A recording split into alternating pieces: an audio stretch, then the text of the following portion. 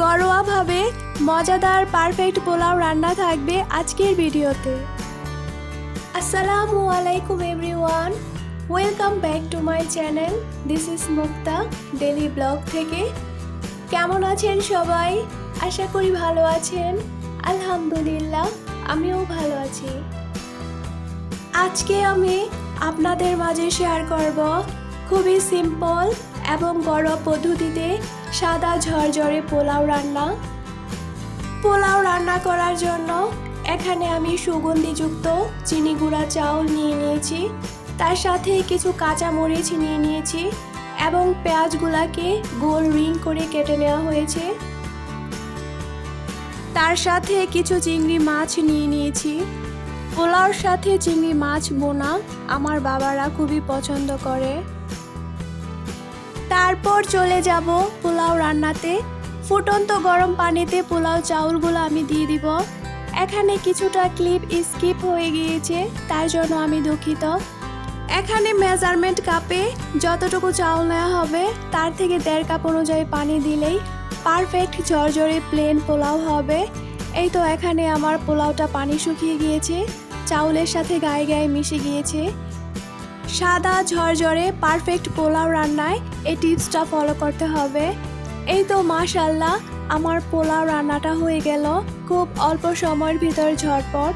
তার সাথে মাশাআল্লাহ পোলাও রান্নাটাও খুব সুন্দর ঝরঝরে হয়েছে। এই তো দেখতেই পারছেন, একটার সাথে আরেকটার গায়ে লেগে যায়নি, অর্থাৎ খুব সুন্দর ঝরঝরে হয়েছে পোলাও রান্নাটা। এ পর্যায়ে আপনারা চাইলে এখানে ঘি ইউজ করতে পারেন খুব সুন্দর ফ্লেভার আসার জন্য। আমার কাছে ছিল না, তাই আর দেওয়া হলো না। আমরা তো সবাই পোলাও রান্না করতে পারি, কিন্তু সচরাচর আমি যেভাবে রান্না বান্না করি তাই আপনাদের সাথে শেয়ার করতে খুবই পছন্দ করি।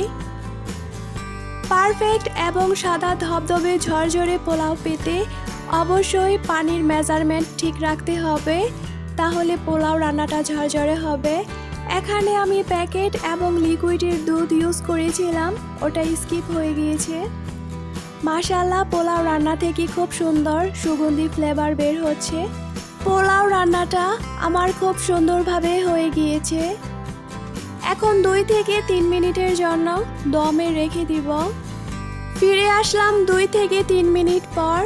ঢাকনা খোলার সাথে সাথে পোলাওয়ের খুব সুন্দর একটি ফ্লেভার বের হয়েছে মাশাআল্লাহ। এই তো এখন আমি গরম গরম সার্ভ করে নিব একটি প্লেটে। মাশাআল্লাহ দেখতেই পারছেন পোলাওগুলা কতটা ঝরঝরে এবং পারফেক্ট হয়েছে। পোলাওটা খেতেও বেশ মজার হয়েছিল।